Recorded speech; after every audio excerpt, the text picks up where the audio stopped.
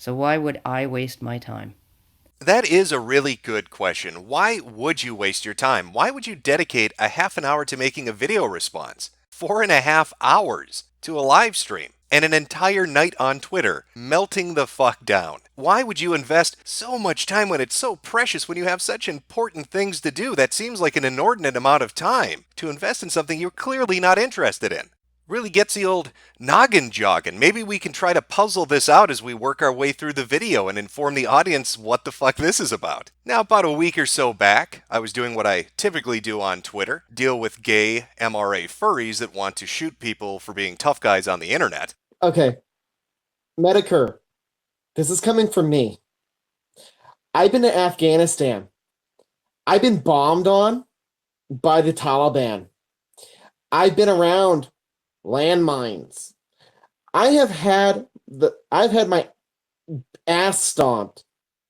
Do you think that I'm gonna be afraid of you? I can guarantee you, if you and I met face to face to face to face, you and I, out of the two of us, you would be you'd be the whiny little bitch on the ground after I pounce you. You know, a typical Tuesday, when all of a sudden a wild banshee appears and starts screeching at me for a whole host of fucking reasons. I was left a little speechless at first. I was kind of sitting there like, What the fuck is this? More business these. More business these. which would be your reaction to a deluge of ass pain in the form of tweets, especially when they take on such a transparent and bizarre form. I'm sure you would. Lots of people would. Hey, Metokur, how's that $3,700 a month of hipster welfare check working out for you? Also, why would somebody who isn't a pussy refuse to show his name or face? Do you look like Bubbles from the Trailer Park Boys? Just wondering. Now, maybe I misinterpreted that. Maybe Girl Writes What is thirsty as fuck and is looking to get a little bit of action. But I responded in, I think, a sensible manner. Hey Jim, why don't you dox yourself? Are you scared? I've heard that song and dance before, but the last time it was Zoe Wu and Anita during Gamergate, demanding people give away their identities. It was dumb then, it's dumb now. It's especially dumb when it's a former Gamergater who's currently involved in a lawsuit semi-related to that, making the statement that I should just do away with my anonymity, that the anonymity is a bad thing, you need to get rid of that, and just put your fucking name and face out there. It gets even weirder when they follow it up with things like, well, you know, I might have access to his tax returns if he'd reveal his name, but he's too chicken shit to do that. All I know is that he said he relies on it now, and that's why he went back on his original position of seeing it as webfare or hipster welfare. And as the night progressed, things continued to get a little bit spicy, a little banter back and forth. Listen, Metokur, you talk a lot about real men and pussies. I've been doing what I do under my real name and face, address, and phone number available for years now. According to you, you're a pussy, and I'm a real man. Convince me this isn't the case. I agree, Karen. You are very mannish. But I guess Karen's right. Anybody that uses anonymity to put their opinion out there is a giant pussy. Take, for example, Oscar Wilde. That guy is a giant fucking vagina, at least according to Karen's logic. You can't have freedom of speech if anonymity is an impossibility, right? True Oscar enough. Wilde said it himself, like you don't when a man talks to your face, you don't know him. It's what he says when he thinks no one is listening that you know what he really thinks. Anonymity is important to freedom of speech because it allows you to say things that other people don't want you to say because they have a vested interest in you not saying it. I wonder if that theme is going to tie back into this video at all. Speaking of videos, there's a video, a half an hour long video that she released after this conversation, our little tete-a-tete on social media. And she decided to take it a step further. It's not just that I'm a pussy that needs to reveal who I am. It's that if I do reveal who I am, I'm going to get the shit suit out of me. And she said that not once, not twice, but thrice. And it's not even as honest as Jerry Springer or Maury Povich, whom Metokur has compared IBS to, who were at least concerned about legal liability, like maybe getting sued for $25 million when one of your stunts goes wrong. As for Metokur's anonymity, I have been advised by someone on the Twitter that it was a bad angle to attack him from, and I have to admit he does seem to have plenty of reason to conceal his identity, given how much he likes to lie about people in ways that could get him sued, or worse, if he stopped being a bitch and showed his face and revealed his name, but then again, He's smart enough to be aware of his legal liabilities.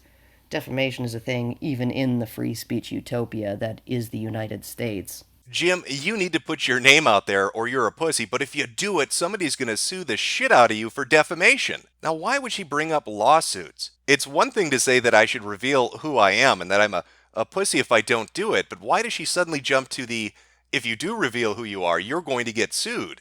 In fact, this topic was broached on the 4.5 hour stream that she was on. Okay, You alluded to litigation talks 3 different What? times and his anonymity. Yeah. You know why? You know why? Because the Because moment you're really that... mad and you want to sue him because it's not fair that he's anonymous. And I you're a know. Oh public my figure. That's it. god, I want to sue him for what? That's a good question. What reason would the Money Badgers or Karen have to sue me if they knew my real name? Well, that's where we gotta go back a little bit, because in her video she outlines what caught her eye, what got her attention. I didn't get involved on the twatter until it came to my attention that the fans were bugging Metokur and Tonkasaw to have Dean Esme back on, and Tonkasaw was arranging it. Good old Dean Esme. In fact, if you remember at the beginning of this video, the gay MRA furry that wanted to teach me a lesson. Ooh, Metokur, I'm gonna stomp the shit out of you. I was in Afghanistan with all the different boys and I got pounded so hard. I'm gonna pounce on you and just yiff away. That guy was a panelist on Dean Esme's streams. In fact, he had done a few of them saying he wanted to come onto the Kumite. So why would Dean Esme coming onto the Kumite suddenly get her talking about my identity and potential lawsuits for defamation? How could that all tie into itself? What Metokur is going to do, he's going to use Dean and Dean's alleged insider info, right, from a lunatic to completely destroy Honey Badger Radio. He's going to do this. I know he's going to do it. Okay, hold Right? on. What do you think Oh of yeah, no, Jimmy? he said he was already building a video, getting material for a video on it. Insider information? What? Weirdos who used to be attached to the show in certain ways, who are also feeding allegedly insider information to Metokur and to Worski. Online weirdos that were former members of the Honey Badgers were feeding me and Andy Worski insider information, and I was going to use it to put into a video. Well, I did put out a tweet talking about how I wanted to focus on men's rights activists, because you can't listen to that beginning clip of a lisping tiger and not think that's fucking funny as shit, because it is. But she seems to have taken that in a completely different way. But what insider information could Dean and these online weirdos give me that I could put out and then draw in a lawsuit? Yeah, no, and frankly, like, actually suggesting that Allison's doing anything criminal or fraudulent is, like, those are actually those are actionable allegations. Oh, it's about the money. So Karen from the Honey Badger sees that Dean Esme is going to get in contact with me. She doesn't really understand why, but she sees that he's going to come onto the Kumite. She gets it in her head that he's going to feed me, along with other people, insider information into their financial records, which I am then going to release on my anonymous account. And because I'm anonymous, she can't sue me for doing it. But as she put it, if my name was out there and I released a video talking about their fundraisers, that's legally actionable activity. I could get the shit suit out of me, yo. Well, that kind of wrapped itself up in a nice little fucking bow, didn't it? Now, what could I possibly talk about when it comes to the Money Badgers and their handling of fundraisers? Or say, a lawsuit. A 3-year-long lawsuit in which they hired a lawyer that was disbarred. We have a lawsuit going on. It's an expensive lawsuit, and we picked a lawyer who he's not a lawyer. He's been disbarred. And then decided not to hire an actual lawyer. And we're not even paying a lawyer to do our lawyering for us, because that would be like 3 times as much money in his legal fees.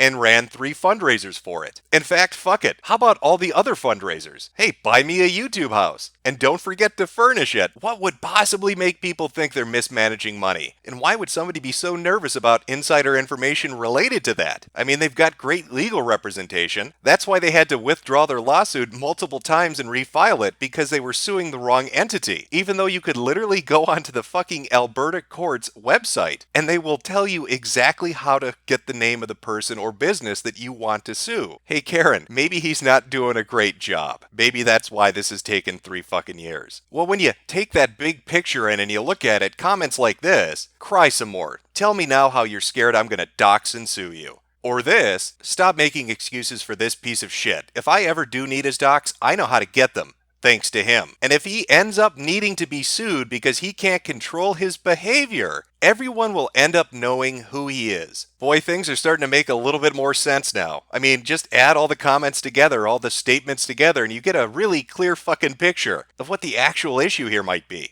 Worski is currently trying to lure Allison onto his show to answer some allegations of financial malfeasance and unethical behavior from alleged insiders who want a dish, which I've known Allison for a long time now, and suggestions that she misappropriates the funds Honey Badgers collects are completely bunk. I see through your shit, Karen.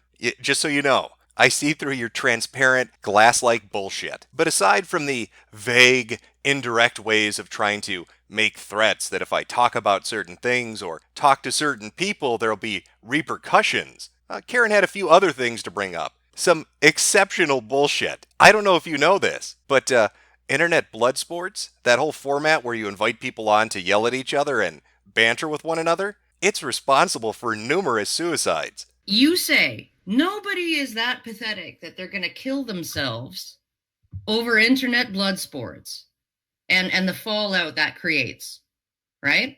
But I've talked to people who have emailed me since I put out my video saying, thank you.